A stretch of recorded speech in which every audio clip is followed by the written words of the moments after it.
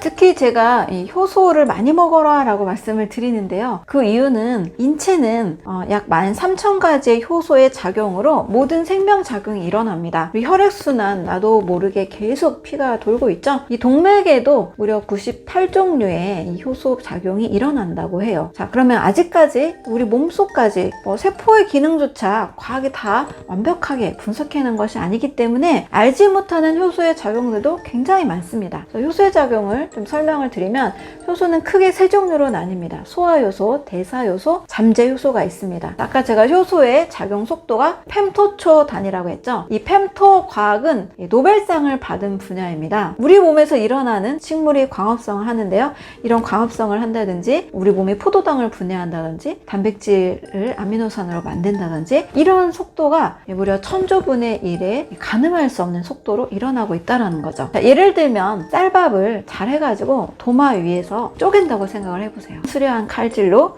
엄청 쪼개요.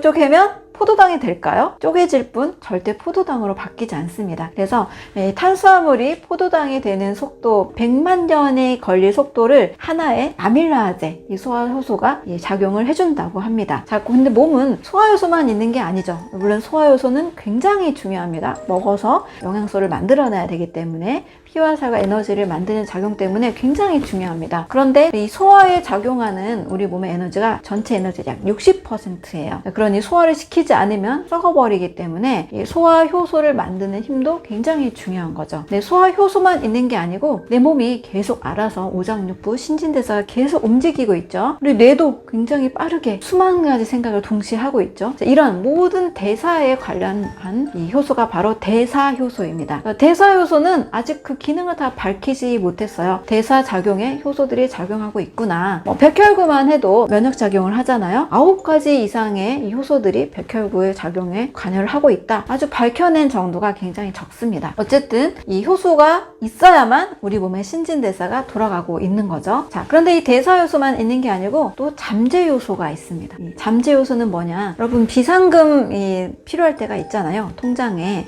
잔고가 좀 넉넉하고 비상금이 좀 넉넉해야 우리가 생활에 좀 갑작스러운 일도 잘 대비를 할 수 있는데, 마치 이 통장의 비상금처럼 인체의 잠재요소가 늘 사용하는 소화, 대사 외에 갑작스러운 어떤 병원균이 들어온다. 갑작스러운 새로운 바이러스가 들어온다. 몸이 또 엄청 또 면역력을 발휘해야 되잖아요. 또 전혀 경험하지 못한 이 바이러스에 대한 항체를 또 만들어야 했잖아요. 우리가 다 경험을 했었죠. 자, 이런 거에 잠재적으로 사용한 효소가 바로 잠재 요소입니다. 그런데 만약에 내가 너무 과식을 했어. 한 달 내내 과식을 했어. 그러면 이 효소가 다 소화하는데 에너지를 써버리기 때문에 이 잠재 효소, 갑작스러운 어떤 바이러스나 그런 거에 대응할 힘이 그만큼 줄어들게 되는 거죠. 또는 기저질환자들, 우리 항체를 잘 만들지 못한다, 면역력이 약하다, 이런 얘기 많이 썼잖아요. 이미 기저질환을 가지고 있어요. 고혈압, 당뇨, 암 환자, 이런 분들 다 기저질환자라고 하죠. 자, 이런 분들은 이미 몸이 질병 상태입니다. 염증이 너무 많고 몸이 계속 뭔가를 이겨내야만 하는 그런 전쟁터 상황이기 때문에 효소가 없는 상태입니다. 굉장히 부족한 상태라는 거죠. 이 효소가 굉장히 부족한 상태라서 새로운 바이러스에 대한 항체를 만들 힘이 현저히 떨어질 수밖에 없는 거죠. 그래서 건강하다라는 것은 일단 효소가 많아야 돼요. 효소가 많은 몸이 건강한 몸입니다. 그리고 특히 소화에 효소를 많이 사용하지 않고 이 잠재 효소가 많이 보유된 상황, 이 통장에 잔고가 많은 상황, 이게 건강한 몸입니다. 노인들은 입에 침도 안 나온다, 오랜 병이 깊은 분들은 입에 침도 안 나온다, 이런 말이 있잖아요. 근데 어린이들은 입에서 침이 줄줄줄 흐르죠. 이게 바로 효소가 많고 적고의 차이입니다. 효소가 많은 상태가 건강한 거고, 효소 반응이 잘 일어나고 있는 게 건강한 몸인데요. 이 효소가 크게 하는 이 4가지 작용이 있습니다. 첫 번째는 체내 배출 작용을 합니다. 제가 배출, 해독하는 거 너무 중요하다고 말씀을 드렸죠. 이 배출에 일어나는 모든 힘들도 바로 효소의 작용이라고 할 수 있습니다. 두 번째는 면역 작용입니다. 뭐 백혈구, 또 뭐 단핵구, 림프구, 뭐 과립구도 엄청나게 많은 면역 세포들이 있죠. 면역 세포들이 활발하게 움직일 수 있는 활동도 바로 효소의 작용이라고 할 수 있습니다. 세 번째는 체내 밸런스, 균형입니다. 우리 몸은 체온도 일정하게 유지가 돼야 되고, 산염기, 뭐 산성체질, 알칼리 체질, 산성체질은 병에 잘 걸린다, 암에 잘 걸린다 이런 말이 있잖아요. 체내 알칼리도 잘 유지를 해야 되고, 전기, 전하 밸런스도, 미네랄 밸런스도 잘 유지를 해야 됩니다. 항상성이라는 것을 잘 유지를 해야 되는데, 이 항상성을 잘 유지할 수 있게 만드는 힘도 바로 효소의 힘이라고 할 수 있습니다. 그리고 마지막 정말 너무 중요한 게 바로 세포 재생 작용입니다. 제가 세포는 계속 만들어지고 있다 그랬죠? 그래서 우리가 희망이 있다. 아무리 지금 몸이 병에 걸린 상태여도 새로운 건강한 세포를 매일, 매 순간, 매 초 만들고 있기 때문에 우리 희망이 있다 그랬는데요. 이 효소가 부족하면 세포 재생이 잘 안 됩니다. 그래서 충분한 효소가 있어야만 우리 몸이 뭐 염증이 생겼다든지 점막 손상이 됐다든지 다양한 곳에서 건강한 세포로 잘 재생되고 분열하기 위해서 이 효소가 꼭 필요하다는 것도 기억하시면 좋겠습니다. 이렇게 해서 효소가 크게 우리 인체 내에 생명 반응을 주도하고 있기 때문에 사실상 뭐 탄수화물이다, 비타민, 미네랄 뭐 이런 성분 하나하나, 뭐 비타민 B군, C 이런 성분 하나하나보다 사실 더 중요한 게 효소거든요. 그래서 이 효소가 많은 몸을 만드는 것이 중요합니다. 자, 그러면 어떻게 하면 효소가 많은 몸이 될 수 있을까? 인체가 이 효소를 잘 만들어내려면 가장 중요한 것은 음식 자체에 효소가 들어있는 음식을 먹는 것이 좋습니다. 바로 식품 효소라고 하는데요. 소화효소, 대사효소, 잠재효소는 내 몸에서 만들어내는 거고요. 음식 안에 갖고 있는 것은 식품 효소입니다. 뭐 발효식품이 좋다라고 우리가 많이 알고 있죠. 예, 발효식품 안에는 효소가 많아요. 발효식품 안에는 건강한 좋은 미생물들이 뭔가 좋은 걸 계속 만들어내고 있잖아요. 또 미생물도 있고 미생물의 사체도 같이 있습니다. 그래서 발효식품에 효소가 많이 들어있고, 또 살아있는 음식에 효소가 많아요. 살아있는 음식이라 하면은 나머지는 다 죽은 음식인가? 네, 저는 가열 조리된 음식은 다 죽은 음식이라고 말씀을 드립니다.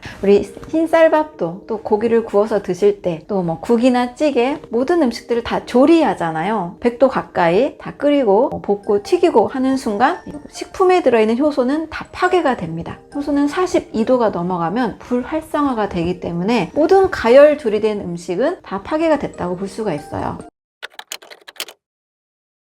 그래서 살아있는 형태, 과일은 생과일 그 자체로는 살아있는 형태죠. 또 채소도 살아있는 형태, 또 날것, 동물들이 익힌 고기를 먹을 때보다 날고기를 먹을 때 훨씬 건강하거든요. 또 날생선, 회 같은 거라고 할 수 있겠죠. 뭐 동물이든 식물이든 간에 살아있는 형태는 이 효소가 파괴가 아직 안 된 상태입니다. 그래서 날것의 형태로 먹는 것이 효소가 가장 잘 보충이 되어 있는 형태라고 할 수 있어요. 그런데 우리가 날고기나 날생선 먹는 거 조금 불안하고 또 자주 먹는 것은 아니기 때문에 그보다는 생과일의 형태로 먹는 것이 가장 좋겠죠. 그래서 과일을 제가 아침마다 배출해 주기에 먹는 것, 특히 한 500g 정도를 먹으면 하루에 필요한 식이섬유나 효소나 또 뭐 수분이나 비타민, 미네랄들이 같이 충분히 보충이 될 수 있어서 저는 500g을 꼭 추천을 드립니다. 500g이면 뭐 500ml 생수병 정도 생각하시면 돼요. 예, 그 정도 양을 과일로 드시는 겁니다. 그래서 이 과일을 통해서 효소를 충분히 섭취하는 것. 예, 식사 중에는 한국인이니까 밥을 꼭 먹게 되잖아요. 최대한 소화가 잘 되는 식사로 현미 잡곡이든 뭐 볶은 국식이든 이렇게 식사를 하시면서 최대한 살아있는 형태, 좀 살아있는 형태를 조금은 좀 드셨으면 좋겠어요. 너무 그 맵고 짠 양념이 다 된 반찬만 드시면 밥을 많이 먹게 돼요. 또 국도 사실은 나트륨이 굉장히 많이 들어있잖아요. 그럼 우리는 짠 것들로만 계속 둘러싸여져 있거든요. 그래서 저는 꼭 배추라든지 뭐 쌈채소라든지 김이나 다시마나 곰피 같은 그냥 양념이 되지 않은 살아있는 그 형태, 거기에 뭐 소스나 뭐 쌈장이나 좀 젓갈이나 이런 소스 정도를 같이 먹는 정도로 식사를 좀 좋아하는 편입니다. 그리고 짠 음식은 좀 최소로 먹으려고 노력을 하는 편이에요.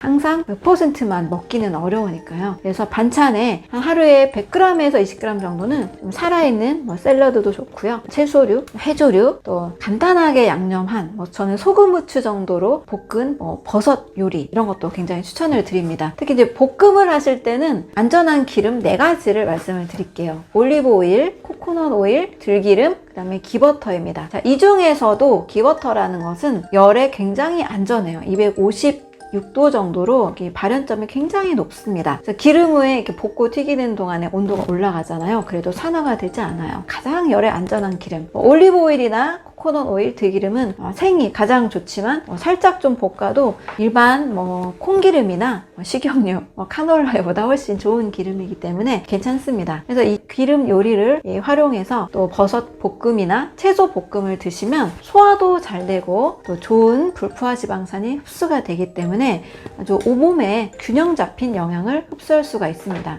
자, 이렇게 해서 우리가 주로 먹어야 되는 효소 음식을 좀 크게 한 번 더 정리를 해드리면 과일류, 채소류, 견과류, 버섯류, 해조류, 그리고 통곡식 정도입니다. 여기에서 좀 꼭 한 끼 식사만큼은 배출의 주기, 그리고 이제 섭취 주기 식사 전에 꼭 과일을 하루에 500g 이상 좀 추천을 드리고요. 한국인들이 당뇨 전 단계를 좀 줄이려면 정제 탄수화물과 쌀밥의 양을 하루에 한 공기 정도로만 추천을 드릴게요. 이 정도를 점심과 저녁에 나눠 드시거나 또는 한 끼를 좀 잘 드시고 한 끼는 또 가볍게 드시는 방법을 선택하시면 당뇨 인구가 이렇게 많을 것 같지는 않아요. 자, 이런 음식들로 이 효소를 꼭 보충하시면 건강을 아주 오랫동안 우리가 지켜갈 수 있습니다.